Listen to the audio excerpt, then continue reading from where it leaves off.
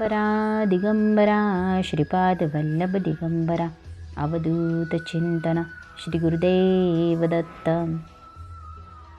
नमस्कार. तुम्हा सर्वांचे श्री स्वामी भक्ती या चॅनलमध्ये स्वागत. सर्वांना श्री स्वामी समर्थ. दिवाळीला सुरुवात होते. या दिवाळीच्या दरम्यानच आपण बऱ्याच काही गोष्टी खरेदी करतो. त्यातील एक महत्त्वाचा आणि शुभ दिवस म्हणजे धन्वंतरी दशी.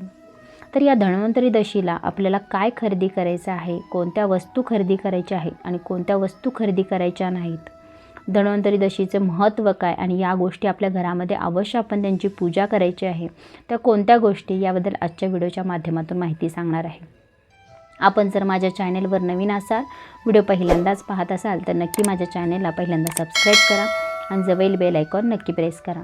म्हणजे आपल्या चॅनेलवर जेव्हा नवीन व्हिडिओ अपलोड होतील तेव्हा त्याचे नोटिफिकेशन तुमच्यापर्यंत येत राहील.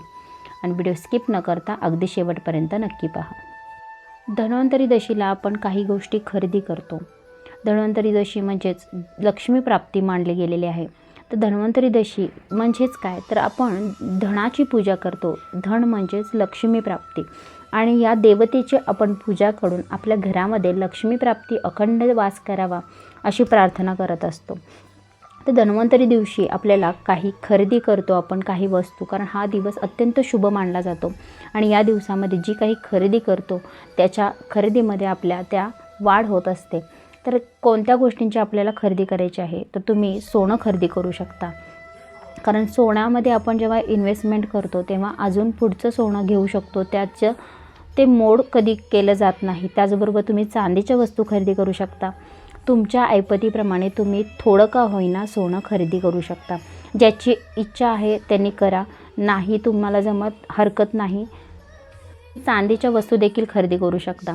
आता चांदीच्या वस्तूमध्ये तुम्ही छोटासा तांब्या घ्या, जो फुलपात्र आणि छोटा तांब्या मिळतो, जो स्वामींजवळ ठेवायला घ्या. चांदीची वाटी घ्या. चांदीच्या बऱ्याच अशा गोष्टी आहेत की ज्या आपल्याला आपण खरेदी करू शकतो. त्याचबरोबर चांदीचे शिक्के देखील मिळतात, ज्या ठिकाणी माता लक्ष्मी असते त्या शिक्क्यावर कुबेरांचा फोटो असतो. असे जे शिक्के असतात ते आपण चांदीच्या वस्तूंमध्ये खरेदी करू शकता. त्याचबरोबर तुम्ही लोखंडी वस्तू देखील खरेदी करू शकता. तांबे, पितळ यासारख्या ज्या काही वस्तू आहेत या आपण अवश्य या दिवशी खरेदी करू शकता. आणि सर्वात महत्त्वाचं, जे कोणी जागा घेणार आहे, घर नवीन घेणार आहे, त्यांनी या दिवशी अवश्य हे खरेदी करू शकता. कारण ही आपली इन्व्हेस्टमेंट असते आणि याच्यातून आपल्याला धनप्राप्ती होणार असते. त्यामुळे तुम्ही जागा आणि घरामध्ये जर इन्व्हेस्टमेंट करणार असाल, नवीन घर घेणार असाल, तर अवश्य हा शुभ दिवशी आपल्याला नवीन घर घ्यायला हरकत नाही. आता ह्या तर गोष्टी सर्वजणच खरेदी करतील असं नाही. ज्याच्या त्याच्या परिस्थितीनुसार प्रत्येक माणूस हा धन्वंतरी दशीला ज्या गोष्टी घेत असतो. तर आता पहा, मी असं म्हणणार नाही, तर अगदी गोरगरिबापासून अगदी श्रीमंतापर्यंत अवश्य तुम्ही या दोन गोष्टी खरेदी करा. यामध्ये आहे पहिली गोष्ट म्हणजे केरसुणी किंवा छोटा झाडू ज्याला आपण म्हणतो, जो पूर्वी आपल्या खेडेगावांमध्ये खूप वापरला जातो आणि आज देखील खेडेगावामध्ये हा झाडू पाहायला मिळतो.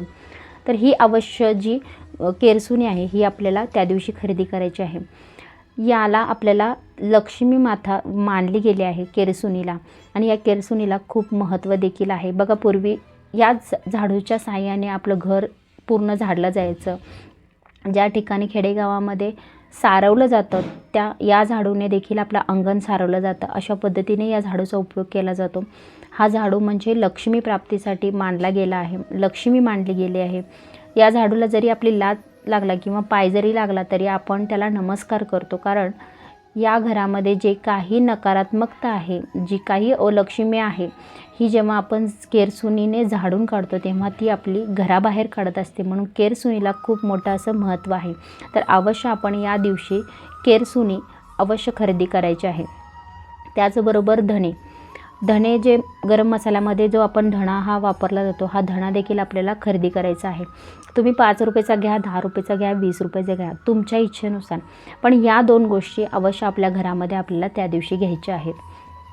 धरे जर त्या दिवशी कोणी मागितले तर तुम्ही अवश्य अजिबात या गोष्टी तुमच्या घराबाहेर देऊ नका. कारण या धनप्राप्तीसाठी, लक्ष्मी घेण्यासाठी आपण या गोष्टी खरेदी करतो आणि याचे पूजन करतो. धन्वंतरी दिवशी आपण एक छोटी पूजा मांडणी करतो. त्या ठिकाणी आपल्याला धनाची पूजा करायची असते, केरसुणीची पूजा करायची असते. त्याचबरोबर सगळ्यात महत्त्वाचं, ज्या ठिकाणी अन्नपूर्णा असते. आता चूल ही बऱ्याच ठिकाणी पाहायला मिळत नाही, पण बऱ्याच खेडेगावांमध्ये अजून देखील चुलीवर स्वयंपाक होतो. तर तुम्ही चुलीची पूजा करायची आवश्यक त्या दिवशी. आणि ज्यांच्याजवळ चूल नाही त्यांनी अगदी छोटी का होईना, फ्लॅट सिस्टीममध्ये देखील आजकाल चुलीवरचा स्वयंपाक हा सगळ्यांनाच आवडतो. तर ही जी लोप गेलेली जी आहे परंपरा, ती आपल्याला थोडक्यात ती सांभाळायची आहे. तर तुम्ही छोटी चूल का होईना तुम्ही खरेदी करा, त्याचे पूजन करा. त्याचबरोबर तुम्ही श्रीयंत्र खरेदी करू शकता, कुबेर यंत्र खरेदी करू शकता, कमळकट्ट्याची माळ खरेदी करू शकता, कारण ही माता लक्ष्मीची आवडत्या वस्तू आहेत आणि याच्यावर आपण सेवा करतो. आणि जेव्हा आपल्या सेवा होतात तेव्हा माता लक्ष्मी देखील आपल्यावर नक्कीच प्रिय होते. आता आपल्याला काय खरेदी करायची नाही, तर धन्वंतरी दिवशी आपल्याला ज्या धारदार वस्तू असतात त्या आपल्याला खरेदी करायच्या नाहीत. ज्याप्रमाणे कात्री, चाकू, सुरी, वेळती या प्रकारच्या गोष्टी ज्या असतात त्या आपल्याला खरेदी करायच्या नाहीत. आणि या सगळ्यांसोबत आपली जी सर्वात मोठं धन आहे ते आपलं आरोग्य आहे आणि या आरोग्याची देखील आपल्याला काळजी घ्यायची आहे. धन जेव्हा मिळतं, जर आपलं स्वतःचं आरोग्य चांगलं असेल, कारण आरोग्य हीच खरी संपत्ती आहे. आणि जेव्हा आपलं आरोग्य चांगलं राहील तेव्हाच आपल्या गोष्टी, आपण ज्या काही आपल्या गोष्टी ठरवल्या आहेत त्या आपल्याला निश्चितपणे पूर्ण करता येतील. तर मी तर म्हणेन की तुम्ही पहिल्यांदा आपल्या धनाप्रमाणे असणाऱ्या आपल्या आरोग्याची देखील काळजी घ्या, कारण आपलं आरोग्य देखील ही खूप मोठी संपत्ती आहे. आपलं आरोग्य चांगलं असेल तर आपण आपल्या भविष्यातील जे काही गोष्टी ठरवल्या आहेत त्या आपण नक्कीच पूर्ण करू शकतो. या आपल्या आयुष्यामध्ये लाखमोलाच्या गोष्टी आहेत, या नक्कीच आपल्या घरामध्ये घ्या. पूर्वी या गोष्टींना फार महत्त्व होते, या जपल्या जायच्या, पण आजकाल नवीन पद्धतीनुसार आपल्याला या गोष्टींचा विसर पडत चालला आहे. आपली संस्कृती, आपली परंपरा आपणच जपली पाहिजे, तरच आपली मुलं बाळे, पुढची जी पिढी आहे ती देखील नक्कीच जमेल. तर धन्वंतरी दिवशी आपल्याला या 2 गोष्टी खरेदी करायच्या आहेत आणि याचे पूजन अवश्य आपल्याला करायचं आहे. आणि ज्यांच्या घरांमध्ये चूल आहे त्यांनी अवश्य आपल्या चुलीची पूजा करा.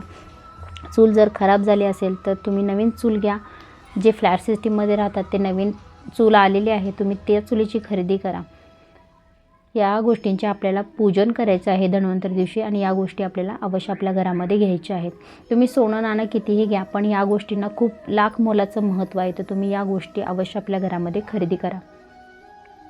स्वामी तुमच्या सर्वांच्या सर्व चांगल्या इच्छा पूर्ण करोत ही स्वामींचरणी प्रार्थना. व्हिडिओ आवडला असल्यास नक्कीच व्हिडिओला लाईक करा, चॅनलला सबस्क्राईब करा आणि कमेंट नक्की करा. श्री स्वामी समर्थ.